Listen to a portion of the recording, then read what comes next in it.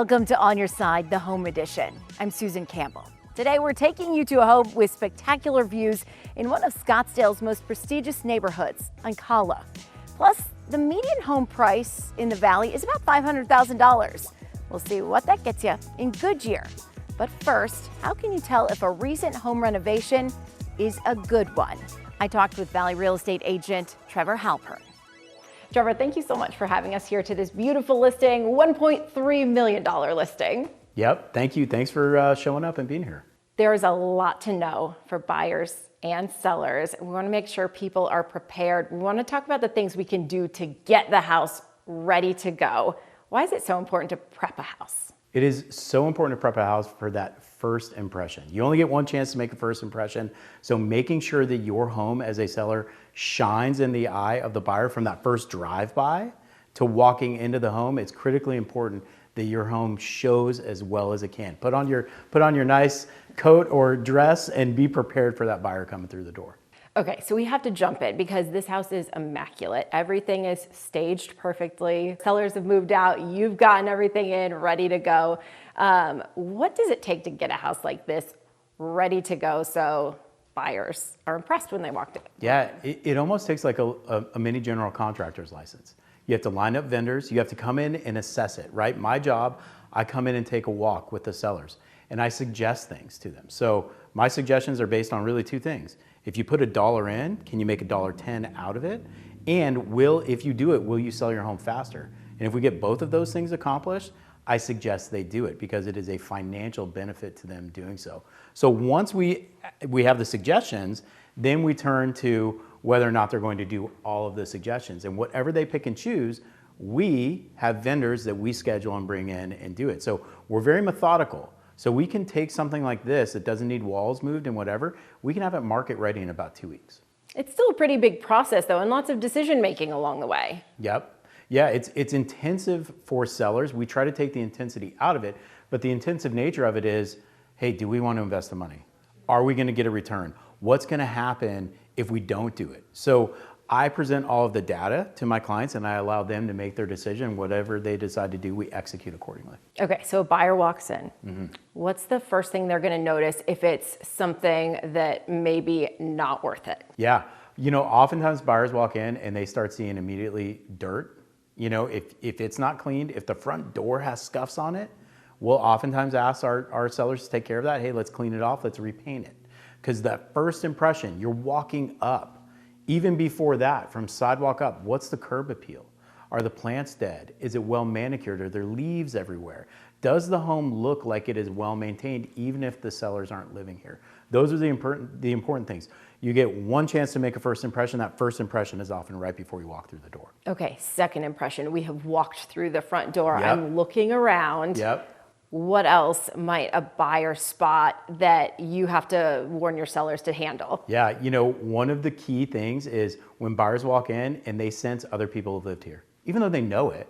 But let's say you had kids in the home and there are footprints on the baseboards or the walls are scuffed. A fresh coat of paint goes a long way to eliminating, other people's germs, right? So when you walk in and you smell fresh paint and you see it, as a buyer, it triggers more often than not subliminal rather than actual thoughts of cleanliness and this being a blank slate. So paint is one of the key low-hanging fruits that you as a seller can do to your home to freshen it up and present a clean palette for a buyer. Okay, we're gonna do paint. We're gonna spend a little money because it's not super cheap, but it is affordable in the process.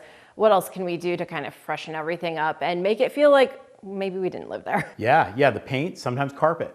Carpet, if you have carpet in the home, you're gonna have wear marks, you're gonna have wear tracks, you're gonna have that time where, maybe you spilled something on the carpet around where you watch TV, right? Food, you have kids. Or, have you been to my house? Yeah, exactly, Sure. Kids, or maybe a glass of wine, I don't know. All the above. Yeah, exactly. So sometimes you're gonna have stains on the carpet or you're gonna have wear marks. So it's good to analyze and go, can we get these cleaned?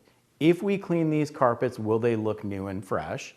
And will people see that fresh carpet pull? That, again, subliminal activation for a buyer that, hey, this place is clean and ready to go, or does the carpet need to be replaced?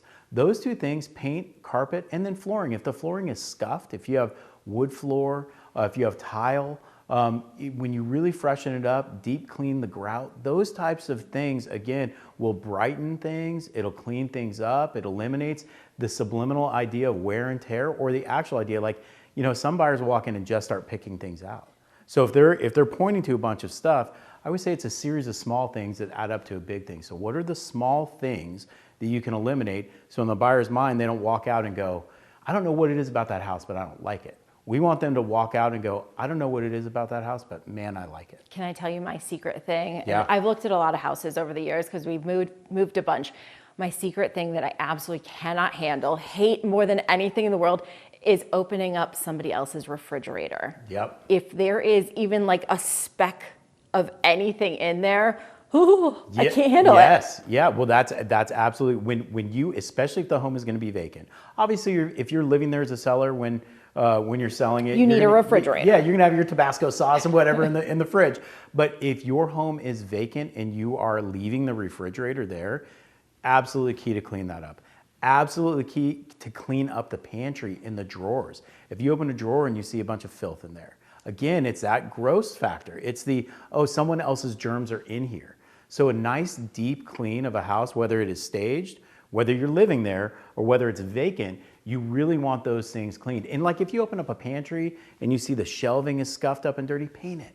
You know, the clean palette is the key to creating that either actual or subliminal positive reaction for a buyer. Okay, so we have the first impression, we have the second impression. We've talked a little bit about the kitchen. Is there anything else in the kitchen that we should actually be spending some real money on to upgrade?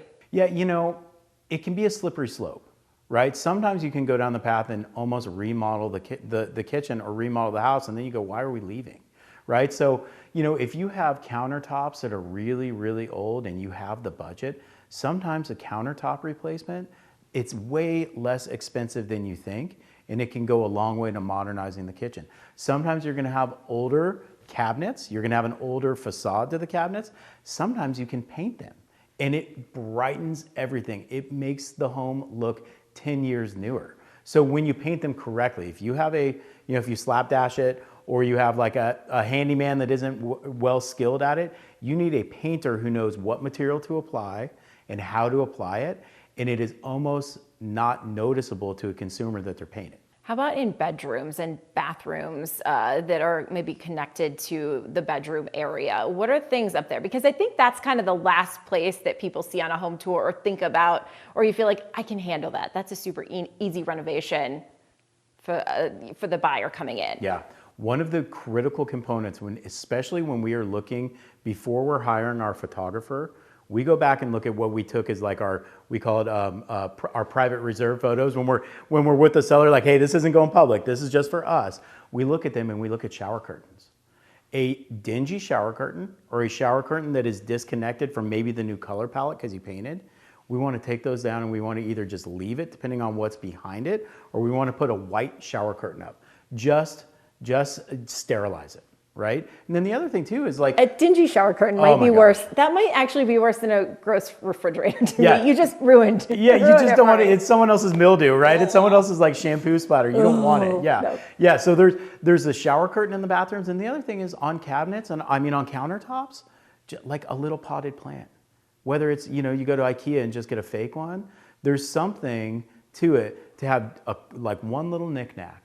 That what it does is it creates a feel of hominess to it, and it also takes away the sight line of just looking right at, hyper focusing on the countertop. Your eye almost skips over it because it just naturally feels like, oh, this is cute. So those types of things, without like remodeling a bathroom, change the shower curtain and just a little knickknack, just one cute little item that kind of takes the eye away from maybe a countertop that isn't ideal. Let's flip this around. We've been talking from a seller's perspective. Now from a buyer's perspective, when we walk in the house, what are a couple telltale signs that this was an absolutely terrible renovation that I might need to like maybe move on to the next listing? They cheaped out here. Yeah, there are so many. We can walk into homes as professionals and notice things right away. The fit and finish is what we're looking at. If we look up at, let's say, the can lights and they are not sealed to the ceiling, there's a gap, well, they cut a corner there. If we look down, if they have baseboards and they're not lined up right, if we're seeing paint slopped, if we're seeing drips of paint, if we're seeing in a kitchen, for example, I went in to a flip with clients, and this was an expensive one. It was $1 million plus flip. The countertops in the kitchen were misaligned. The seams on the stone were way off. The refrigerator was supposed to be set back and flush with the cabinets. It had panels on the front of it to match the cabinets. It stuck out by like 4 inches. Immediately, that as a professional triggers a discussion with my buyers that says, hey, the fit and finish on this thing doesn't look great. And if on the surface they couldn't get it right, what's under the surface? What else? They never paid attention to the plumbing, the electrical. Yep. Flips aren't always bad.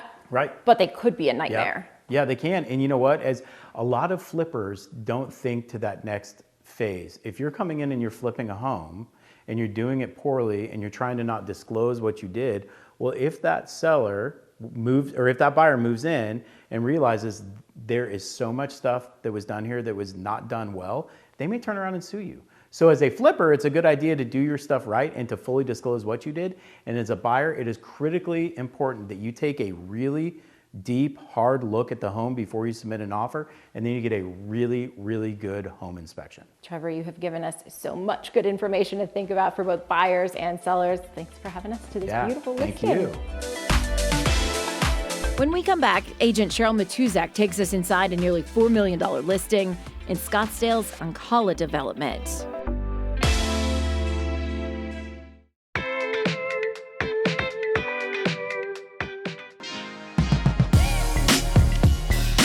Thank you for having me to this amazing listing. Yes, isn't this beautiful? I mean, you're on almost an acre with the mountain behind you and the views in front of you. It's really stunning. This is mountain a custom area behind us is so private, and it just feels like your own little oasis. That's what you get when you get a lot like this built into the mountainside. So then we, though, go and see the other amazing feature. We walk through the front door, and it is just striking. The second you walk through, it is all I can see. My eyes go right out the window. Well, and the intention was, because these are bifold doors that slide right into the walls. The intention in Arizona obviously is indoor outdoor living. And at night you get the whole city, you get the views, we've got Camelback. I mean, your eye just goes for miles. The twinkling lights, I just imagine are the sunsets so are fabulous. Spectacular. This is a huge house. There is so much to see. Let's walk and talk. So 7,500 square feet. We've got a 700 bottle wine cellar here. We have to take a peek inside. Oh, it's really fabulous. It's all chilled for your wine. Oh, that's a dream for a wine lover. And on a really hot day, you can just hang out in there. And it's a focal piece of this house. It's right off of the front entrance. Yep, so it's the focal piece with 2 doors in and the window behind the wet bar here. Perfect for a party. Dining room right here. Dining room with the mountain view behind you. We have a dedicated guest bedroom here, a powder bath. All the bedrooms in this home are en suite, which is something we'd look for in a luxury property. So they all have their own bathrooms. So amazing. And it's so nice to have the guest room kind of just separate from everybody else in the house.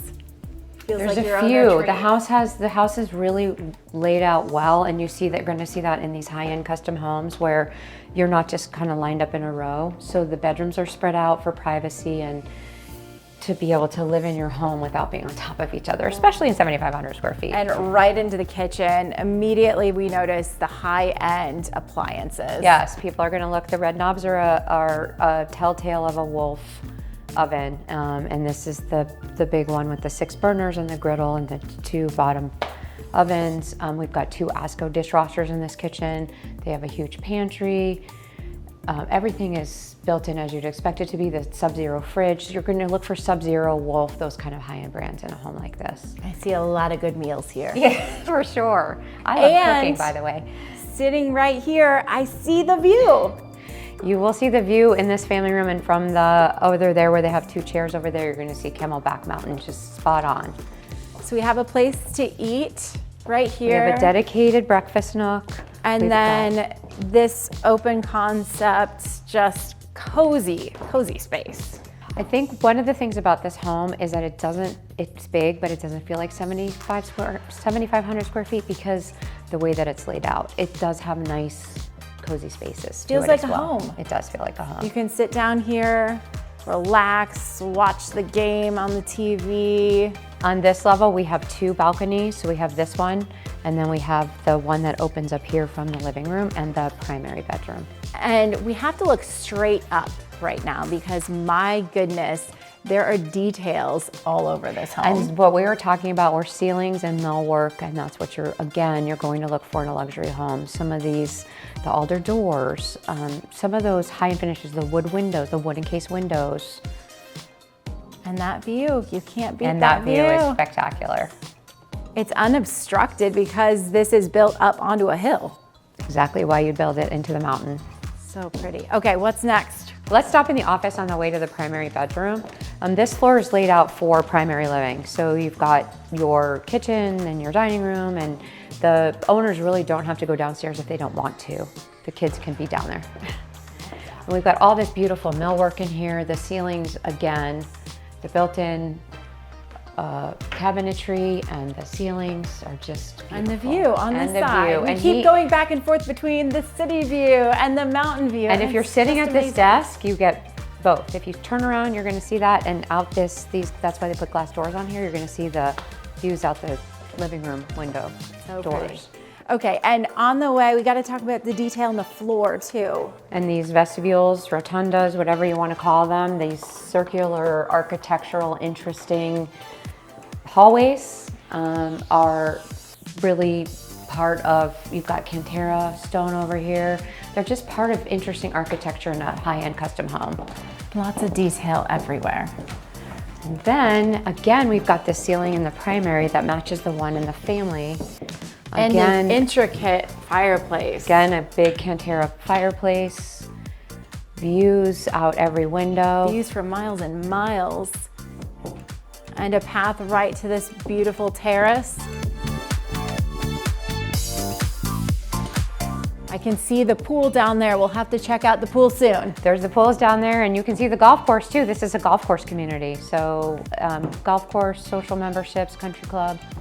Tell me about that. The club, do you get to be a member if you live here? No, you have to join. They have a social membership and a golf membership, and it's one of the only clubs that still has some golf memberships that you don't have to get on a wait list for. That's important for a lot of people who want to live in the valley. Yes, we need the golf. Yes, it is. Grand bathroom. This is huge. His and her side.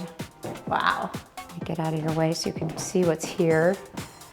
Shower is back here, and then you walk through here, and it's really set up nicely because the laundry room's right there, and then they got this smart, humongous closet. Giant closet. Oh my goodness. Which might be a bedroom in some homes. Yeah, right? That's a dream for a lot of people to be able to just have enough space for all the stuff. And then mine wouldn't be that clean. I don't know if you're going to want to show the laundry room, but again, a beautiful laundry room with beautiful cabinetry. Well, and just smart location. And smart location. And there's another laundry room downstairs. So there's another dishwasher downstairs, another laundry room downstairs, a wet bar downstairs. So if you are living in multiple spaces, you don't have to keep running back up and down. We've got an elevator. So we are on our way to continue this tour. This is an elevator. This is an elevator, it sure is. So if you want to use the lower garages, because the garages are split, 2 down, 2 driveways, up, down, you can load your groceries in here and pop right up into the kitchen. Okay, so you take the elevator, I'm gonna take the stairs, I'll meet you downstairs.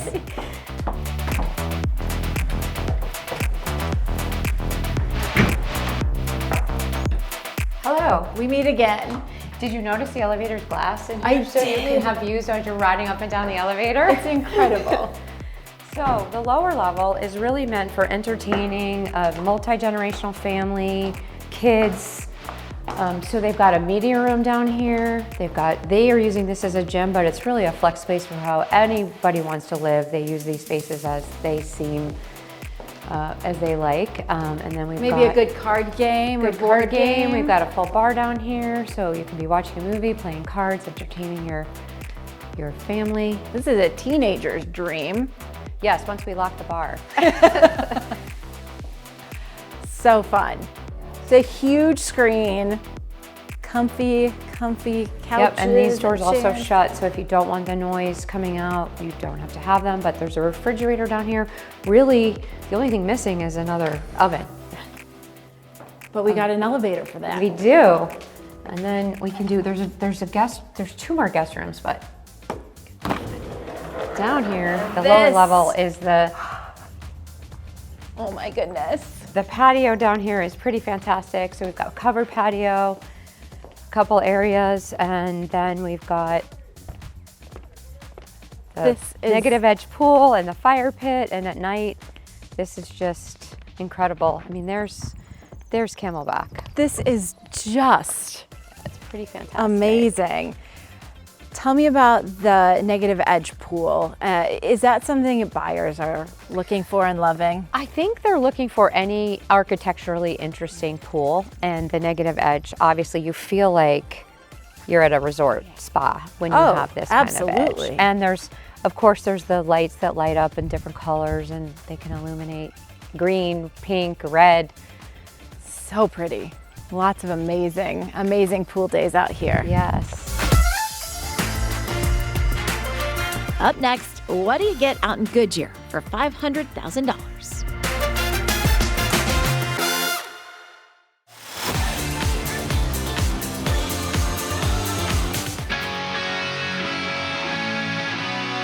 The median price for a home in Maricopa County is right around $500,000. So what do you get for $500,000? In Goodyear, it'll get you a 4-year-old home in a completed neighborhood about 40 minutes west of downtown Phoenix.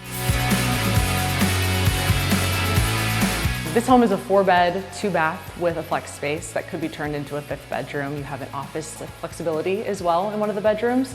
And built in 2022, so everything is brand new, move-in ready. There's no maintenance with this home. And the primary suite is tucked in the back. So the layout's very functional for a family. Listing agent Kylie Lawrence says Goodyear's teeming with new construction. But this subdivision is finished and already an established neighborhood. So in a neighborhood like this, you have plenty of walking and biking paths, parks for kids to play in. The community maintains all of that for you, so it feels very family friendly. You'll see dogs walking all the time. So this is perfect for somebody who wants to be able to have that suburban feel in a neighborhood. The house is nearly 2,100 square feet with a 3-car garage, which is pretty rare at this price point. It's listed just shy of $490,000. I think the perfect buyer for this house is somebody maybe with a young family where they want to be able to see them grow into separate spaces where they can have a little bit of flexibility. This home does have an office space, so somebody who works from home, perfect to be able to have their own corner to shut themselves away in. There's bedrooms in the front, there's bedrooms in the back, and you have your teen room, which could also be, they call it a teen room, the builder does. However, it could be a mother-in-law suite. It has a full bedroom, bathroom, and a living room attached to it. Since the house is only 4 years old, it's a modern design with smart home features designed to save energy and a layout that gives you plenty of options once you move in. Builders over the last couple of years have had a large focus on those next-gen teen room, flexible floor plans to be able to provide for not only people having, maybe older families staying with them, but that work from home opportunity, especially since COVID, to be able to feel comfortable and not all on top of each other while you're at home. Thanks for watching the Home Edition. Every week, we bring you the very best of Valley real estate with conversations about buying and selling and home tours you have to see to believe. I'm Susan Campbell.